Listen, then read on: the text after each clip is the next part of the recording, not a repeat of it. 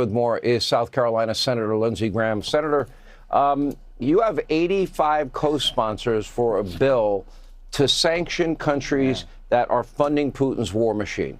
Look, it's a nuclear-armed country. We don't want a conflict with Putin.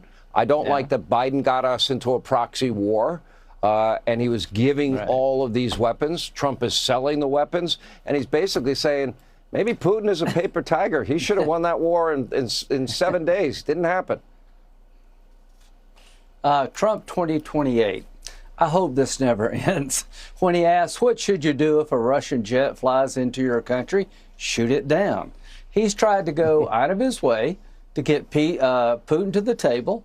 We don't want to humiliate Russia. We just want to end the war. And to our friends in Russia, here's what Trump did today. He told NATO, I'll sell you all the weapons you want.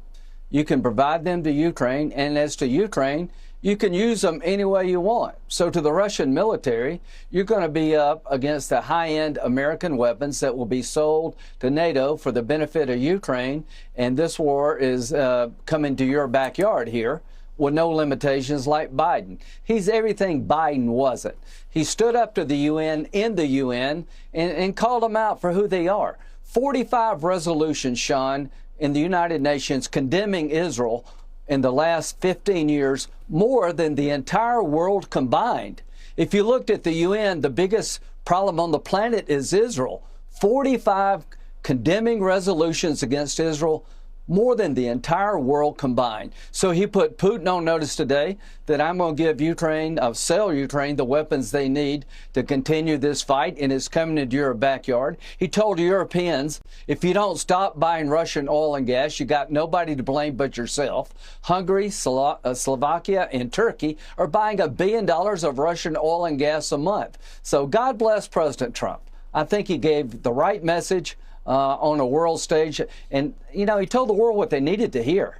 Up your game. You know, call it the Trump doctrine, call it the Trump manifesto. I don't care what you want to call it. But when, you know, you think about it, but he's against globalism. He doesn't want forever wars. He's trying really hard. He's invested a lot of political capital to bring about peace. But he also understands the power of this country economically, the power of this country militarily. I would call it the destiny of America to be a force for good on this planet, and really just went after every status quo, every standard establishment way of thinking from the UN on down, all the way through our allies and our foes. I thought it was masterful in that regard, and it is America basically leading the cause of freedom to me. It's everything that Biden didn't do, everything Obama didn't do. They go to the UN and apologize for our greatness as a country. Donald Trump told our friends in Europe, you're our allies, but stop buying Russian oil and gas. How can I end a war when you're fueling the enemy? We're going to start going after countries that prop up Putin's war machine. We're going to sell weapons to NATO for the benefit of Ukraine.